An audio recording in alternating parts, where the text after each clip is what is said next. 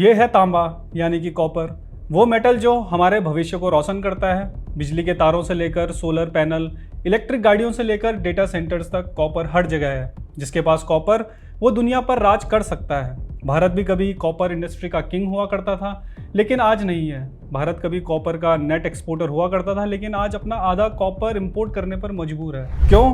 क्योंकि एक समय हमारी आत्मनिर्भरता को निशाना बनाया गया था। विदेशी ताकतों और भारत के अंदर बैठे दुश्मनों की साजिश और विरोध प्रदर्शनों ने भारत के कॉपर के सपने को चकनाचूर कर दिया। और इस सब का फायदा किसे हुआ? चीन को और कुछ हद तक पाकिस्तान को भी।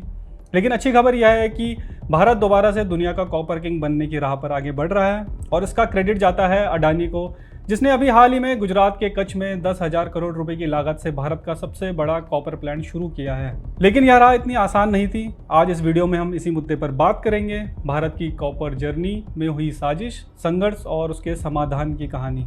साल 2018 तमिलनाडु के थूथुकुडी में वेदांता का स्टरलाइट कॉपर प्लांट, जो भारत के 40% कॉपर का उत्पादन करता था, अचानक बंद कर दिया गया। लेकिन क्यों? प्रदर्शनकारियों ने दावा किया कि प्लांट से प्रदूषण फैल रहा है, लोगों को कैंसर और सांस की बीमारियां हो रही है। लेकिन क्या ये सिर्फ पर्यावरण की चिंता थी या कुछ और?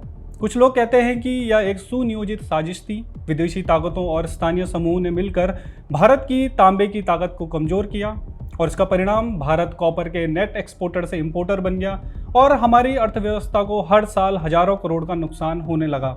साल 2018 के बाद भारत को अपना 50% कॉपर दूसरे देशों से खरीदना पड़ता है। पिछले साल ही हमने लगभग 26,000 करोड़ रुपए का कॉपर इंपोर्ट किया। सोचिए इतने सालों में हमें कितना नुकसान हुआ होगा। लेकिन ये सिर्फ पैसा नहीं, हमारी आत्मनिर्भरता का सवाल है।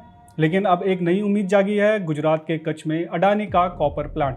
मुंड्रा, गुजरात। यहाँ अडानी एंटरप्राइजेस ने 10,000 करोड़ रुपए की लागत से कच्छ पावर प्लांट शुरू किया है। ये प्लांट हर साल 5 लाख टन तांबा बनाएगा और साल 2029 तक इसकी क्षमता 2 गुनी हो जाएगी। ये भारत के लिए गेम चेंजर हो सकता है, लेकिन इसका रास्ता भी आसान नहीं था। पहले ये प्लांट साल 2024 में शुरू होने वाला था, लेकिन इसमें 1 साल की देरी हुई। वजह दुनिया में तांबे की खानें कम पड़ रही थी। दुनिया भर में साल 2025 में 12 लाख टन कॉपर की कमी है। चीन, इंडोनेशिया और कांगो जैसे देशों ने अपनी स्मेल्टिंग बढ़ा दी, जिससे भारत जैसे देशों को कच्चा तांबा मिलना मुश्किल हो गया। लेकिन इसके जवाब में अडानी एंटरप्राइजेस ने चिली की कोडेल्को कंपनी के साथ 2 लाख टन तांबे का सौदा किया है। हालांकि इसे अपनी पूरी क्षमता तक पहुंचने में अभी 18 महीने लग सकते हैं, लेकिन फिर भी भारत को कॉपर में सेल्फ सफिशिएंट बनाने की दिशा में यह एक महत्वपूर्ण कदम है।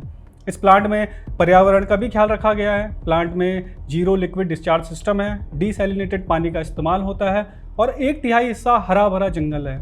यह दिखाता है कि भारत आत्मनिर्भरता और पर्यावरण के बीच संतुलन बना सकता है। अब बात उस साजिश की जिसने भारत को तांबे का इंपोर्टर बनाया। थूथुकुडी का स्टरलाइट प्लांट बंद होने की कहानी सिर्फ प्रदर्शन नहीं था। कुछ लोग दावा करते हैं कि ये विदेशी एनजीओस और स्थानीय समूह ने मिलकर पर्यावरण के नाम पर झूठे दावे फैलाए। कहा गया कि प्लांट से कैंसर और प्रदूषण फैल रहा है, लेकिन वेदांता का कहना था कि थूथुकुडी में कैंसर की दर राज्य के औसत से कम थी और पानी में तांबे का कोई निशान भी नहीं मिला।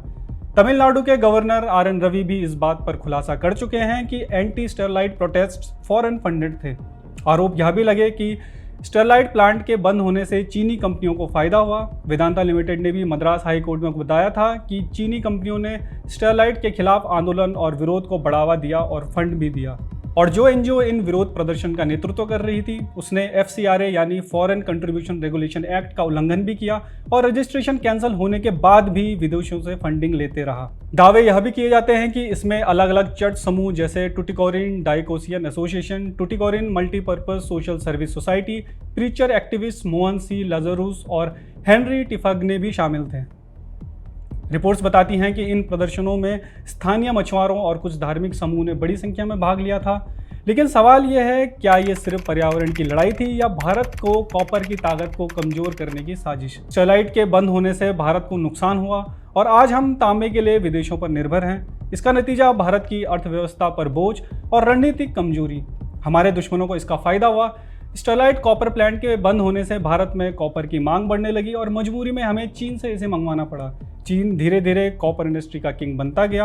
पहले भारत चीन को कॉपर एक्सपोर्ट किया करता था, लेकिन स्टरलाइट के बंद होने से भारत में कॉपर की कमी होने लगी और पाकिस्तान ने भारत की जगह ली और चीन को कॉपर एक्सपोर्ट करने लगा। साल 2023 में पाकिस्तान ने चीन को लगभग $752 मिलियन का कॉपर एक्सपोर्ट किया था। तो देखा आपने कैसे भारत के अंदर बैठे लोगों ने कैसे भारत को कमजोर और हमारे दुश्मनों को मजबूत करने का काम किया, और वो भी कॉपर जैसे महत्वपूर्ण और स्ट्रेटेजिक रूप से इंपॉर्टेंट क्षेत्र में। ऐसा इसलिए क्योंकि कॉपर सिर्फ एक मामूली धातु नहीं है, बल्कि यह हमारी एनर्जी और डिफेंस का आधार है। यह हर जगह इस्तेमाल होता है, छोटी सी गाड़ी से लेकर मिसाइल्स और फाइटर एयरक्राफ्ट तक। इसीलिए ही दुनिया में इसकी सबसे अधिक डिमांड भी है। लेकिन दुनिया में कॉपर का कंट्रोल किसके पास है? चिली सबसे बड़ा उत्पादक है जो 27% कॉपर देता है, पेरू 10%, लेकिन असली खिलाड़ी है चीन। चीन दुनिया भर में 40% से ज़्यादा कॉपर की स्मेल्टिंग करता है। स्मेल्टिंग का मतलब है ओर से कॉपर को एक्सट्रैक्ट करना। चीन की अफ्रीका से लेकर दक्षिण अमेरिका तक 24 खानों में हिस्सेदारी है। कॉन्गो 2030 तक कॉपर का दूसरा सबसे बड़ा उत्पादक बन सकता है, लेकिन वहाँ भी चीन का दबदबा है। ऐसे में भारत चुप कैसे बैठ सकता था, क्योंकि चीन आज तेजी से कॉपर की सप्लाई चेन को अपने कब्जे में कर रहा है। अगर भारत कॉपर के लिए चीन पर निर्भर होता है तो ऐसे में हमारी एनर्जी सिक्योरिटी और डिफेंस दोनों खतरे में पड़ सकती है। अब थोड़ा कॉपर की इंपॉर्टेंस पर नजर डालते हैं। कॉपर भविष्य की धातु है। जैसे आज तक तेल इंपॉर्टेंट था, भविष्य में कॉपर जैसे मेटल्स होंगे। एक इलेक्ट्रिक गाड़ी में 83 किलो कॉपर लगता है, जबकि पेट्रोल गाड़ी में सिर्फ 22 किलो।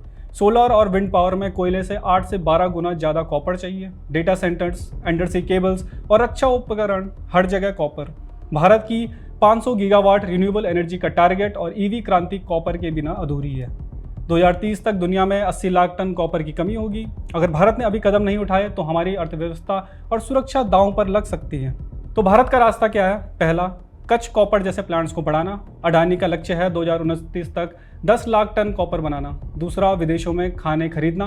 भारत ने जाम्बिया में 9000 वर्ग किलोमीटर की खनन ब्लॉक लिया है और चिली व कॉन्गो से भी बातचीत चल रही है। तीसरा, घरेलू खनन बढ़ाना। हमारे पास भी कॉपर का भंडार है, लेकिन हमें बेहतर तकनीक चाहिए। सरकार ने भी माइनिंग ऑक्शन आसान किए हैं और काबिल मतलब कि खनिज विदेश इंडिया लिमिटेड जैसी संस्थाएं विदेशों में खाने तलाश रही हैं। रिसाइकलिंग को भी बढ़ावा देना होगा, क्योंकि कॉपर को रिसाइकिल किया जा सकता है। तो दोस्तों, कॉपर सिर्फ धातु नहीं, भारत की ताकत है। साजिशों ने हमें पीछे धकेला, लेकिन कच्छ कॉपर जैसे कदम हमें फिर उठा रहे हैं। आपकी राय में हम कॉपर के क्षेत्र में कब तक आत्मनिर्भर बनेंगे? हमें कमेंट्स में जरूर बताएं। तब तक के लिए देखते रहिए द पैम्फलेट। जय हिंद।